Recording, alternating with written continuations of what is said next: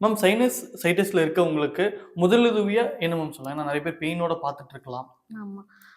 இந்த sinusitis problem வந்து நெறைய பேருக்கு இருக்கிறதே தெரியாது. நார்மல் தலைவலி தான் அப்படின்னு சொல்லிட்டே வாழ்ந்துட்டு இருப்பாங்க. ஸோ அவங்களுக்கு சைனசைட்டிஸ் இருக்குன்னே அவங்களுக்கு தெரியாது. ஆ சைனசைட்டிஸ்னா மேஜரா நம்மளுக்கு தலையில எந்த பக்கம் வேணாலும் வலி வந்து வரலாம்.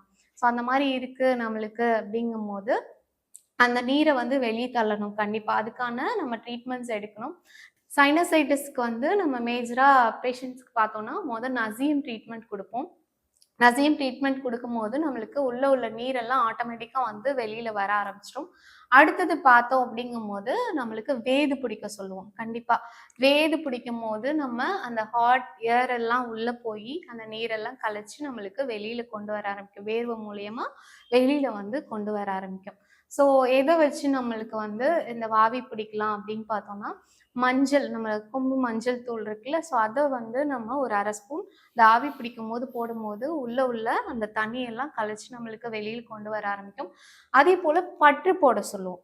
பற்றுனா தலையில வந்து நம்மளுக்கு பார்த்தோம்னா, ஆ நீர்க்கோவை மாத்திரை அப்படின்னு சொல்லிட்டு நம்ம நாட்டு மருந்து கடையில, சித்தா ஷாப்ல எல்லாத்துலயுமே கிடைக்கும்.